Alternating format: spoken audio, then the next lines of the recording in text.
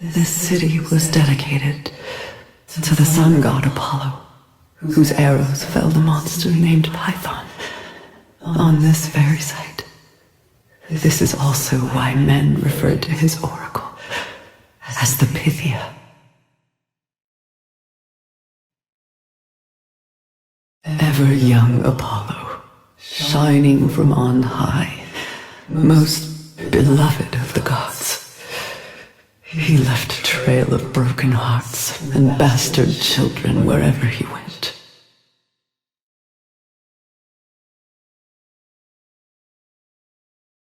When the trial started, chaos transformed the city, spreading like a pestilence.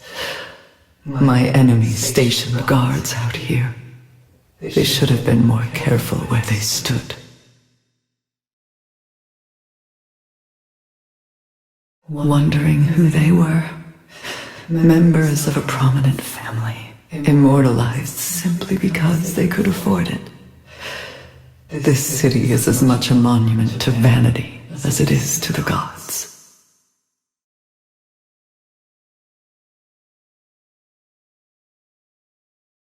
These are the Nereids, sea nymphs, along with Poseidon. They represented the beauty of the ocean. About Poseidon, the less said, the better.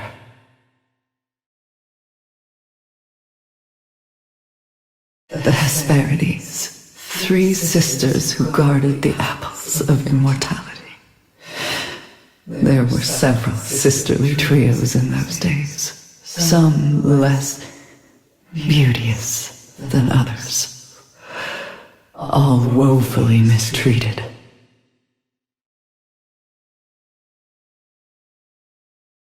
Honestly, I could do without all the drama.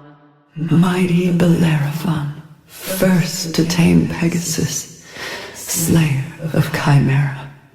He also murdered his brother, but all anyone remembers are the good deeds.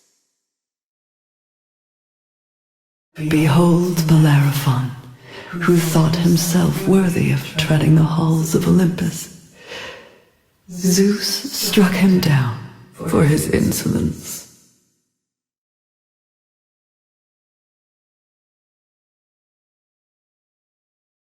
Heracles, the most venerated hero of my age.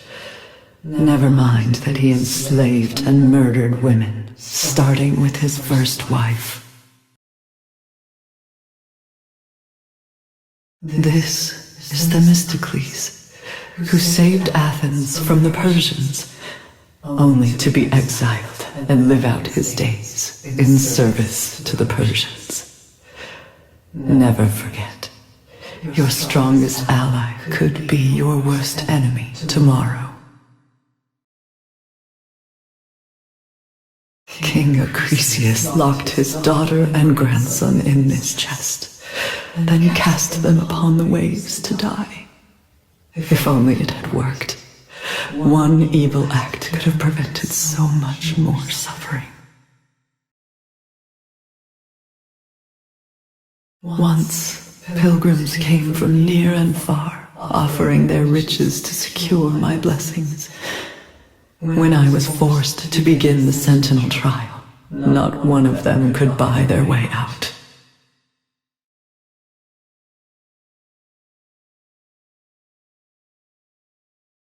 This is the sculptor Pygmalion. He fell in love with his own creation, so the gods brought her to life. Her name was Galatia. She left him in less than a year. King Acrisius, learning from the oracle that he is destined to be murdered by his own grandson, he imprisoned his daughter so she could never bear a child. But the fates are not easily cheated.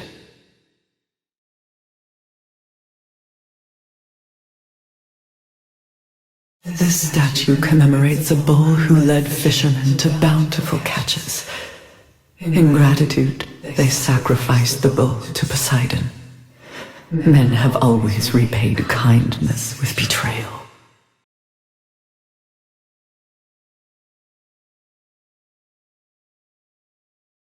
There were many Pythia before me, poor young girls, forced to breathe noxious vapors, risking death if their prophecy was not to the listener's liking.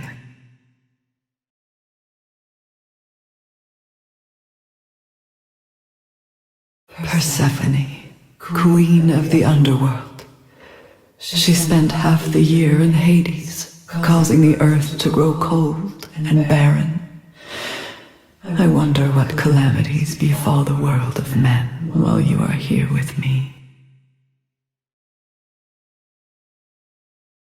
An apple from the garden of the Hesperides.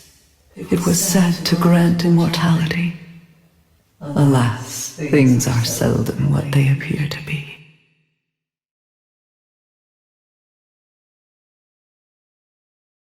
Hephaestus himself labored here, forging the Calydnes, the Talos, and Pandora herself.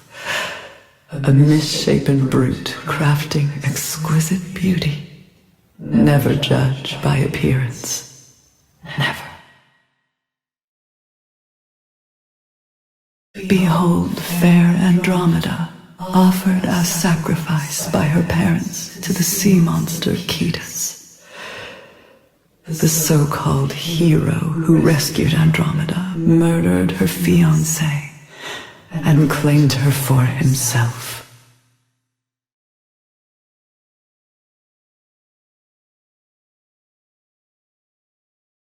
This belonged to the first woman, Pandora, whom Hephaestus created on his forge.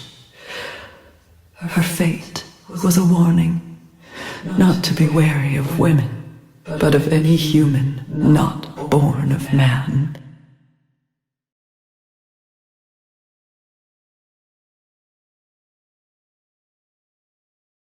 The Talos was an artificial being who guarded Crete.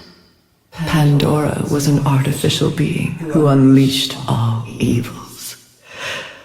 Which one are you, my champion?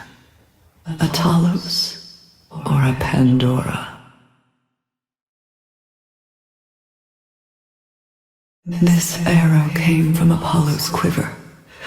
Let it serve as a warning never to tempt the wrath of the gods. The gods of Olympus often gave gifts to their champions. These were for a demigod who should have been strangled in the crib.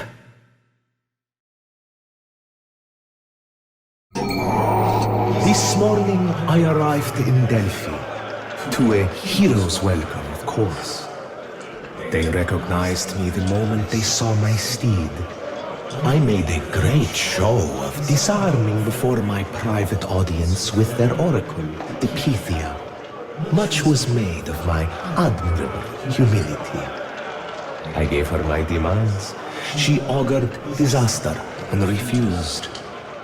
What she fails to foresee is how far I will go to force her cooperation.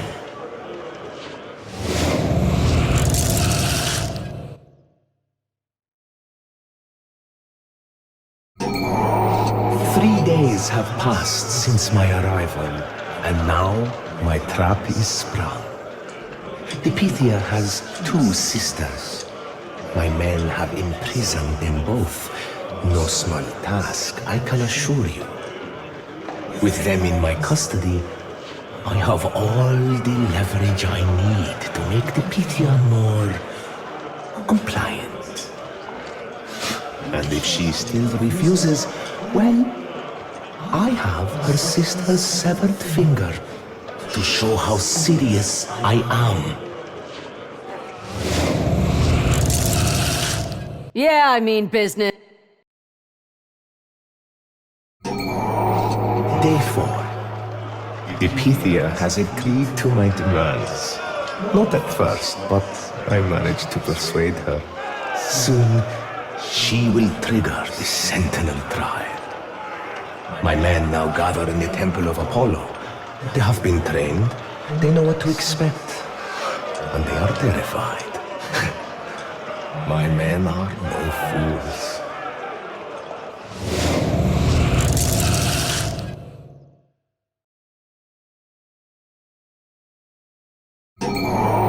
Day 6 on the trial has begun. Epithia completed the artifact and I confess I was unready to see this whole city die. The witch promised she would tip the scales in my favor, and at first she did. But I think she is holding back, leading me slowly. I am losing men every day. Time to remind her what she has to lose.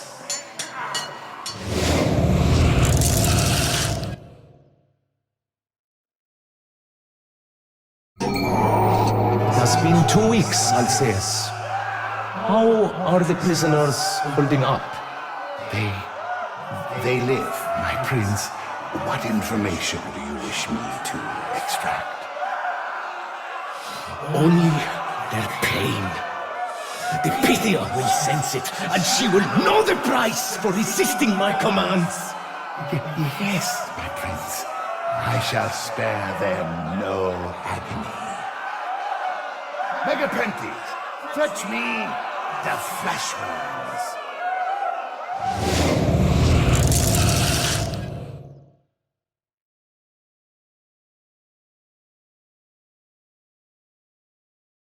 It has been 6 months, I think. And despite her paltry boons and whispered hints, I am no closer to finishing this thrice-damned trial. Half my men have fallen. We are running out of food, and to top it all off, my hostages tried to escape yesterday, killing poor Alceus in the process. Obviously, I've told the Pythia none of this. But her sisters have become a liability.